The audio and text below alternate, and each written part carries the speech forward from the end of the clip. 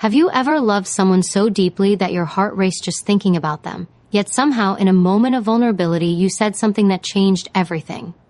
It happens more than we admit, not because we mean to hurt, but because emotions blur the line between truth and timing.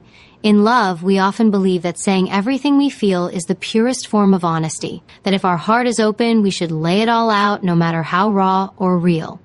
But here's the hidden truth. Some words, once spoken, do not create closeness.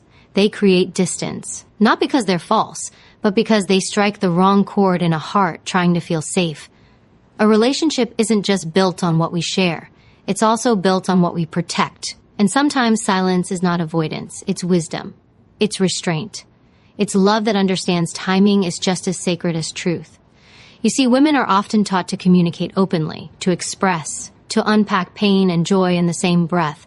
But what no one tells you is that when it comes to men, especially those you love, some truths are better whispered to yourself until the right moment arrives, or never spoken at all. Why? Because men are wired differently. They carry burdens in silence, measure their worth and how they're perceived, and tie their identity tightly to how they're made to feel by the woman they love most. Your words, especially in emotional moments, can either water his confidence or drain it. They can anchor the relationship or leave cracks that never truly heal. This doesn't mean you should suppress yourself. It means you should be aware of your power, because you are powerful. The way you speak, the way you respond, the way you choose silence when the world demands noise, that's a strength most never master. Love, no matter how passionate or pure, is fragile when laced with careless expression. And the irony is, we don't usually say damaging things when we're calm. We say them when we're scared, when we feel ignored, disrespected, or misunderstood. But in those moments, the words that rise from our mouths often reflect pain, not truth, emotion, not wisdom. How many relationships have ended not because love disappeared, but because unfiltered words destroyed the safety that love needed to survive? That's why what you choose not to say matters just as much as what you do say. Restraint doesn't mean hiding. It means leading with clarity, not chaos. It means protecting what you're building, not pouring gasoline on it just to feel heard. There is a silent kind of power in a woman who knows when to speak and when to hold back. A power that doesn't seek to win the argument, but to preserve the connection. A power that doesn't shout to be validated, but chooses calm to stay connected. You might love him with everything you have. You might want to share every emotion, every thought, every hurt. But love without wisdom turns emotional honesty into emotional chaos. And no man, no matter how strong, wants to feel emotionally unsafe in the arms of the one he trusts most. That's what this is about. Not censorship, but consciousness. Not silence, but smart timing. Not fear, but understanding. And if you stay with me till the end of this journey, you'll learn the 5 things that every wise woman guards with grace. Because when you know what not to say, you stop playing defense in your relationship. You start leading it from a place of depth, awareness, and lasting strength. The most secure relationships aren't built on constant sharing. They're built on intentional communication, on choosing peace over pride, on recognizing that love isn't always about letting everything out. It's about letting the right things out at the right time, in the right way, for the right reason. So if your goal is to love a man deeply and be loved deeply in return, don't just focus on what you give. Pay attention to what you protect, because silence, when chosen with wisdom, doesn't weaken love. It deepens it. It makes it sacred. And sometimes the most powerful thing you'll ever say is nothing at all. Sometimes the most damaging words are the ones we say to prove we don't need anyone, not because we actually don't, but because we're afraid to show that we do. When a woman tells a man, "I don't need you," what she's really saying is, "I'm scared to rely on you." It's self-protection disguised as strength. It's a shield thrown up to avoid the pain of disappointment. But to the man who hears it, it cuts far deeper than you may ever realize. Men are not drawn to neediness, but they are driven by purpose. And nothing activates a man's sense of purpose more than knowing he matters to the woman he loves. When you tell him you don't need him, even in passing, even in jest, it doesn't sound empowered. It sounds like rejection. It doesn't sound confident. It sounds cold. It doesn't show him that you're strong. It shows him that he's dispensable. And in a world that already demands he stay stoic, emotionless, and tough, the last thing he needs is to feel unnecessary in the one place he hoped to find softness. You may think you're keeping your dignity by proving your independence, but love isn't about proving. It's about connecting. You can be strong without silencing his value. You can be whole and still make room for his presence. There is a difference between needing someone and being needy. Needing someone is human. It means they play a role in your joy, in your support system, in your peace. Being needy is when you depend on them to fix the holes you refuse to heal. Don't confuse the two. Needing a man isn't weakness. It's an invitation into your world. It says, there's space here for you. It says, I trust you to show up. It says, you matter.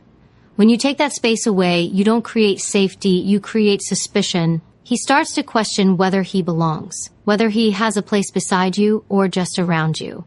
And when a man doesn't feel needed, he doesn't stay emotionally invested. He might remain physically close, but his heart will start to withdraw. Not because he doesn't love you, but because he no longer feels like he's part of the story you're writing. Every time you remind a man that you don't need him, you're slowly erasing the space he thought he held in your life. And over time, that message adds up, until one day he stops trying, he stops offering, he stops giving. Not because he stopped caring, but because he believed you. You told him you didn't need him, and he listened. Here's the truth that often gets ignored. Being vulnerable enough to need someone is a sign of immense strength. It takes courage to say, I could do this on my own, but I'd rather do it with you. That's not weakness. That's emotional maturity. That's partnership. That's connection at its highest level. If you want to keep a man close, don't push him away with false strength. Pull him closer with real openness. Let him feel that his presence adds to your life, that you're already whole, but having him makes the picture even more complete. That's the kind of love men stay for. That's the kind of bond that deepens over time. And if you're afraid that needing someone gives them power over you, remember this. Real power isn't in withholding love. It's in offering it wisely. Real control isn't in pretending you're fine alone. It's in choosing to be together without losing yourself. A powerful woman doesn't fear vulnerability. She controls how, when, and with whom she expresses it. Don't let your fear of being let down stop you from letting love in. The walls you build to keep hurt out are the same walls that keep connection away. You don't need to shout your independence to be respected. Your energy speaks for itself. Your boundaries speak for themselves. Your presence speaks louder than any declaration of detachment. Let love be a choice, not a defense. Let your words reflect openness, not armor. Let your heart remain soft, not guarded behind unnecessary declarations of solitude. Because the moment you allow someone to truly show up for you, not out of obligation, but because they want to, you unlock a deeper, richer kind of love. And that kind of love doesn't ask you to give up your strength. It celebrates it. It holds space for it. It adds to it. All you have to do is stop pushing away the very thing your heart secretly craves. When you stop pretending you don't need him, you give him permission to rise, to lead, to love, to stay. That's not weakness. That's the kind of power most people will never understand. When a man finally steps into a relationship with his heart open, he's not just looking for love. He's searching for peace, a place where he doesn't have to prove himself, a place where he's not measured against ghosts from the past. That's why one of the most damaging things a woman can ever say is, you're not like other men. On the surface, it sounds like praise. It sounds like a compliment wrapped in affection. But underneath, it's a quiet trap, a comparison he never asked to be a part of. What he hears isn't, you're special. What he hears is, other men have failed me, and now it's your turn not to. He begins to feel like he's in a silent competition against someone you no longer love yet still talk about. The pressure to not disappoint, the unspoken demand to always be better, and the fear that one slip-up will make him just like those other men you constantly use as a reference point. No man wants to be loved on the condition that he performs better than your past. He wants to be seen for who he is, not who he isn't. He wants to be loved for his uniqueness, not praised for being the opposite of your ex. And deep down, when you place him on a pedestal by comparison, it doesn't feel like admiration. It feels like pressure. The pressure to always be good enough. The fear of falling from grace the moment he makes a mistake. Relationships aren't built on comparisons. They're built on connection, on seeing someone clearly without looking through the lens of history. And the truth is, when you say, you're not like other men, you're not just criticizing those men, you're reinforcing that your heart still carries their shadows. Whether it's bitterness, pain, or unresolved disappointment, you're letting your past set the tone for your present. Healing doesn't mean dragging your past into every conversation. It means giving your new connection a chance to grow in fresh soil, not ground that's already been dug up by memory. A man doesn't need to hear how badly others failed you. He needs to feel that you believe in his goodness, not because he's different from them, but because of who he is on his own. If you want to truly uplift a man, be specific with your appreciation.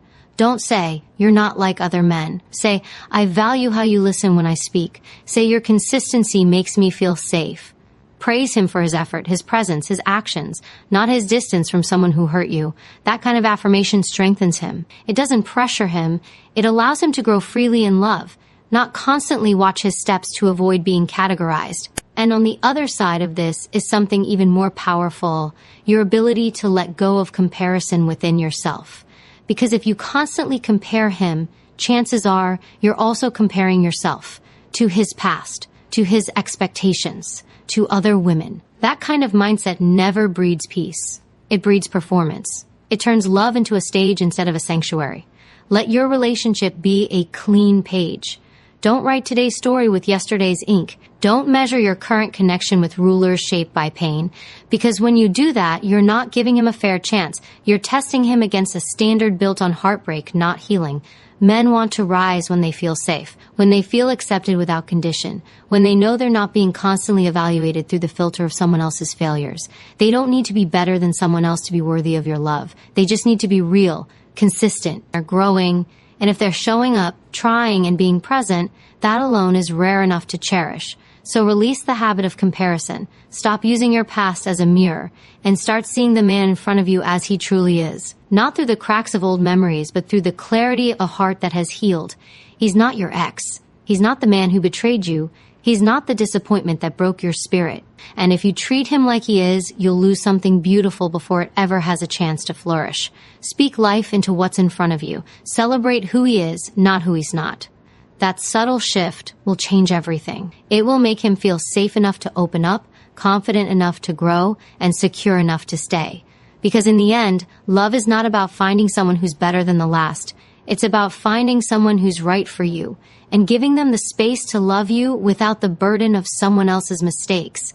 And that kind of love, it's not just powerful, it's unshakable. There's a kind of wound that doesn't bleed but lingers beneath the surface.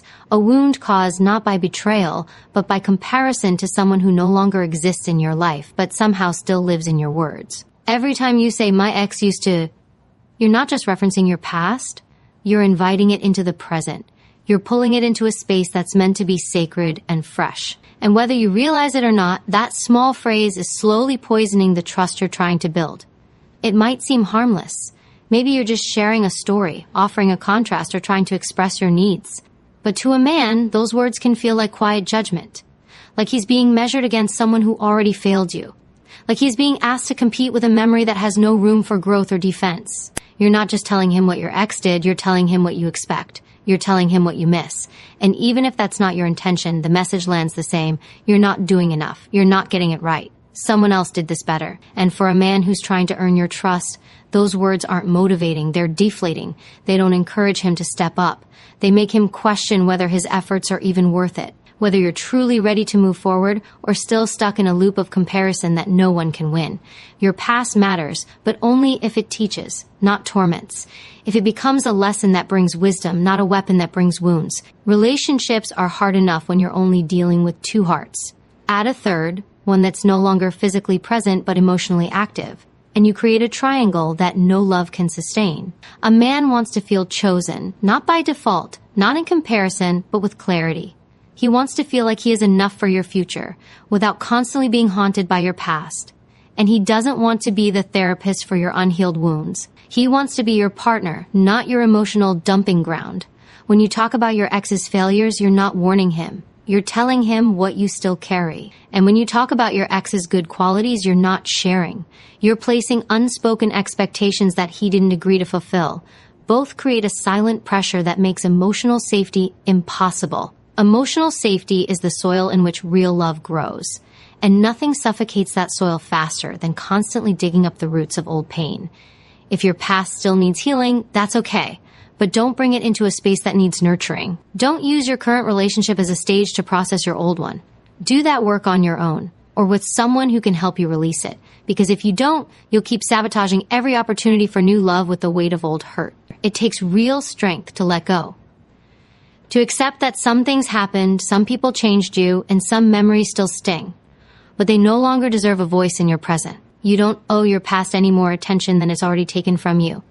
But you owe your future everything.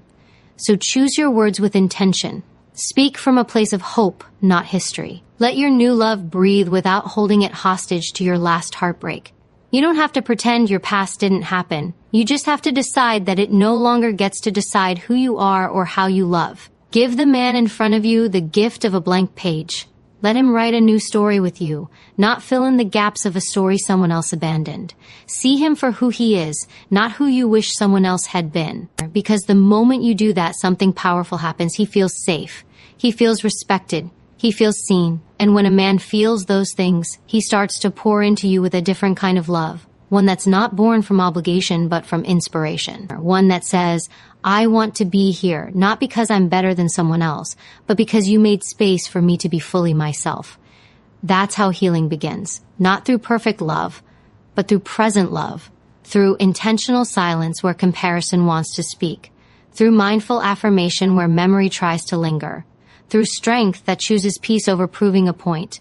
You don't have to mention your ex to explain what you need. You don't have to bring up the past to build the future. Just be clear, be kind, be present. Let your love today be louder than the echoes of yesterday, because the man who's willing to love you now shouldn't have to fight the ghosts you've already outgrown. He should be met with your truth, your trust, and your willingness to give him a chance, free of shadows, free of comparisons, and full of possibility. Not every wound is visible. Some are carved into the identity of a man long before you meet him, shaped by childhood, fatherhood, failure, and fear. And when you say you're just like your father, you may think you're pointing out a habit, an attitude, or a flaw. But what he hears is something much deeper. He hears shame. He hears disappointment. He hears a lifelong fear being confirmed with your voice. Because every man carries a story he doesn't always speak of. And for many, the relationship with their father is one of the most complicated, unspoken struggles of all. Maybe his father was absent. Maybe he was abusive. Maybe he never showed love. Or maybe he was there physically but completely disconnected emotionally. Whatever the case, if you use his father as a comparison during conflict, you're not just hurting his ego, you're wounding his soul. You're telling him that he's becoming the very thing he swore he'd never be. And that kind of message doesn't push him to improve, it shuts him down. It makes him feel like no matter how hard he tries, he'll never outrun the shadow of the man who shaped his pain. And the truth is, you might not even mean it with malice. You might say it in the heat of the moment, trying to make a point. But those words stick. They don't fade with apologies. They echo in silence, growing heavier every time he fails, every time he falls short, every time he questions himself. Men don't always verbalize pain the way women do. They internalize it. They convert it into silence, withdrawal, or anger. And when they feel judged, especially by the woman they love, they retreat. Not because they don't care, but because they don't feel safe. A man's ability to love is tied to how safe he feels emotionally. And when you use the deepest parts of his past against him, you strip that safety away. This doesn't mean you should tolerate bad behavior or silence your own pain. But it does mean you must choose your words with wisdom, especially in conflict.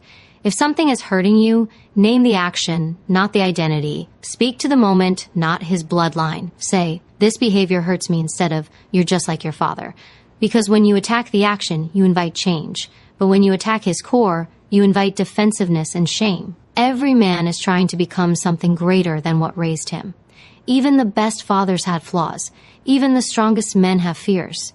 And the more you recognize that struggle, the more you can support. Not by enabling him, but by believing in him. Speak life into the man he's trying to become, not fear into the man he's afraid of becoming. He may never tell you how much those words hurt. He may not explain the weight they carry, but that doesn't mean it doesn't break him. Men are taught to be silent about their pain, to push through, to perform. But even the strongest man can be undone by the wrong words from the right person. You have more power than you realize. Your words can either become a mirror that helps him see his growth, or a cage that traps him in his past. Be the mirror. Reflect the man he's becoming. Remind him that he is not doomed to repeat cycles, that he has the power to rise, to heal, to build a legacy that looks nothing like what he came from. Because when a man feels believed in, he transforms, not out of pressure, but out of purpose. When he feels that his past doesn't define his future in your eyes, he finds the strength to break generational chains, not just for himself, but for you, for your love, and for the life you're building together. You don't have to excuse his pain. You just have to stop weaponizing it. Let your love be a safe space. A space where he can fall short and still feel seen. A space where his past isn't thrown in his face, but where his future is held in your hands with care. That kind of love changes a man. It softens his edges. It opens his heart. It invites him to become better, not to avoid punishment, but to rise into the vision you believe in. Never underestimate the impact of your voice. You can use it to repeat old patterns or to help him break free from them. You can use it to punish him for things he didn't choose or to guide him toward the man he wants to be. One path leads to fear and resentment. The other leads to growth and connection. And the choice is always yours. So the next time you're tempted to say, "You're just like your father," stop, breathe, and choose to speak with intention. Not because he's perfect, but because your love is strong enough to guide him, not judge him. Strong enough to challenge him without crushing him. Strong enough to protect the sacred bond between you, even when it's tested by pain. That's a kind of love that builds empires, that heals lineages, that creates something so real, so grounded, so unbreakable that no past can threaten it. Only a wise heart can love that way. Only a woman who understands her power can protect something that precious. And when you become that kind of woman, you don't just change the man, you change the future. There are few things more damaging to a man's spirit than hearing the words, "You're not a real man." It's not just an insult, it's an attack on his very identity. A phrase like that doesn't challenge him, it crushes him. It doesn't correct his behavior, it questions his existence. And no matter how calm or confident he may appear on the outside, those words tear something apart on the inside that may never fully recover. Because every man, deep down, is walking a tightrope, balancing between strength and softness, pressure and peace, performance and presence. The world constantly tells him to be tough, to provide, to be unshakable. But inside, he often feels like he's not doing enough, like he's falling short of some invisible standard. And when the woman he loves most confirms that fear by saying he isn't a real man, it doesn't motivate him to be better. It convinces him that nothing he does will ever be good enough. He may not show you his pain. He may laugh it off or shut down. But the truth is, those words don't disappear. They stay. They echo. They replay in his head during the quiet moments when he questions his worth. And slowly, they start to change how he sees himself and how he sees you. A man needs space to grow, to fail, to learn, and he needs that space to be safe. Not perfect, not passive, but safe. A place where he can be strong without being hard, soft without being weak. A place where he can drop the armor the world demands he wear and just be human. And if he doesn't find that with you, he won't search for it elsewhere. He'll bury it, deep inside. And you'll start to lose him, not all at once, but piece by piece. Words matter. Especially from a woman whose opinion he values more than anyone else's. When you speak, your words either lift him into his potential or pull him into his doubt. They either ignite his purpose or deepen his shame. And telling him he's not a real man is one of the most destructive phrases you can ever use. Not because it's true, but because it plays on his deepest insecurity. Masculinity isn't a performance. It's not defined by how much money he makes, how loud he speaks, or how emotionless he can be. Real masculinity is presence. It's commitment. It's effort. It's showing up day after day even when it's hard. And the men who are trying, who are learning, who are pushing against their own history just to be better, that effort deserves respect, not ridicule. You may feel justified in saying those words. Maybe he disappointed you. Maybe he made a mistake. Maybe he failed to meet an expectation. But there's a difference between calling out an action and condemning a person. You can hold him accountable without attacking who he is. You can express your hurt without destroying his foundation. Because if you truly want to see a man rise, speak to the strength you believe is still there, even if it's buried. Tell him you know he's capable. Tell him you believe in his growth. Tell him that the real man is already inside him, even if he's struggling to live it out. That kind of belief creates transformation. That kind of love moves mountains. And the irony is, the men who hear you're not a real man the most are often the ones trying the hardest. Because trying men are imperfect men. Men who make mistakes, stumble, fall, but keep showing up. The ones who give what they can, even when it feels like it's never enough. And those are the ones who most need to hear something different, something healing, something that reminds them they don't have to be flawless to be worthy of respect. Never forget the weight your voice carries. Your words can build or break, they can shame or shape. And a man who feels emotionally safe with you will give you a version of himself the world will never see. Not because he's weak, but because with you, he doesn't have to pretend. So when the temptation rises to speak from anger, to lash out with words that cut deep, ask yourself, Do I want to destroy or do I want to inspire? Do I want to win this moment or build something that lasts? Because what you say in a moment of pain may echo far longer than the moment that caused it. A man becomes what he feels around you. If he feels trusted, he becomes trustworthy. If he feels respected, he rises into leadership. If he feels encouraged, he becomes courageous. But if he feels small, unwanted, or emasculated, he either shuts down or walks away. Not because he doesn't love you, but because the place he called home no longer feels like home. You don't have to coddle a man to support him. You don't have to overlook wrong behavior to speak with grace. But the strength of a woman is in her ability to correct without crushing, to guide without humiliating, to love without emasculating. That's real power. And the woman who masters it holds more influence than she could ever imagine. Because a man can face anything outside if he knows he's not being torn down on the inside. Be that anchor. Be that voice. Be that reminder that he is still becoming, and that becoming is still worth fighting for. Real love doesn't just speak. It listens, protects, and understands the power of silence. There's a strength in knowing when not to speak, a wisdom in choosing peace over impulsive expression. And nowhere is that more powerful than in the moments when your emotions beg to be released, but your heart chooses to protect what you're building instead. Because love is not just about saying everything you feel. It's about preserving the sacred space between two people. It's about understanding that some things, once spoken, don't dissolve. They settle into the foundation and shape everything that comes after. A relationship is not a dumping ground for every passing frustration. It's a bond, fragile yet resilient when handled with care. And that care begins with restraint, with recognizing that not every emotion deserves a voice in the moment, that not every thought needs to become a sentence, that not every truth needs to be spoken just because it's true. Silence, when used with intention, is not suppression. It's protection. It's the kind of maturity that chooses long-term peace over short-term satisfaction, the kind of self-control that builds trust instead of testing it. When you truly love someone, you don't just share your heart. You guard theirs. You understand that words carry weight, that once something is said in frustration, even if it's forgiven, it's rarely forgotten. It lingers. It reshapes how someone feels in your presence. And over time, it erodes the safety that love needs to thrive. Emotional discipline is a gift few possess, but it's the cornerstone of every strong, lasting relationship. It's the quiet decision to think before you speak, to understand before you react, to reflect before you express. It's what separates connection from chaos. There's nothing admirable about pouring your pain into someone else just because you're hurting. That's not honesty. That's emotional recklessness. True intimacy isn't built through raw, unfiltered expression. It's built through conscious communication, through knowing that your voice is powerful and using it only when it serves healing, not harm. And yes, there will be times when the emotions rise so fast, so sharp, that silence feels impossible. But those are the exact moments when silence is most needed, not as avoidance, but as alignment, a moment to breathe, to reset, to return to your values. Because in those heated moments, your words are not just expressions, they're weapons.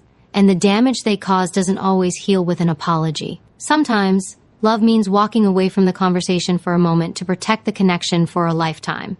It means asking yourself not how do I win this, but how do I protect this?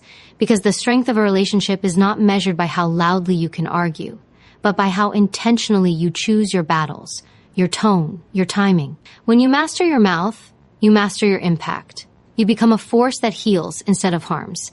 You create an environment where your partner feels safe to be real, not afraid to make mistakes. And that safety is the root of vulnerability. It's what allows someone to take off the mask, to speak their fears, to admit their flaws, because they know they won't be punished for being human. If you want to build something unbreakable, you have to become someone unshakable. And that begins with how you handle your own emotions. The calm you create within yourself becomes the peace you extend to your relationship. The discipline you develop inside becomes the protection you offer to the one you love.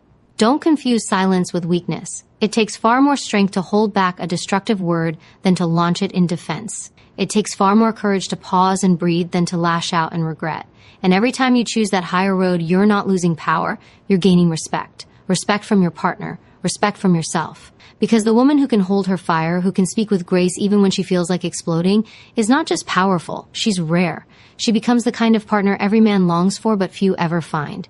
Not because she's passive, not because she accepts everything, but because she understands that real love doesn't thrive on rage. It thrives on responsibility. Speak to heal. Stay silent to protect. Express with intention, not impulse.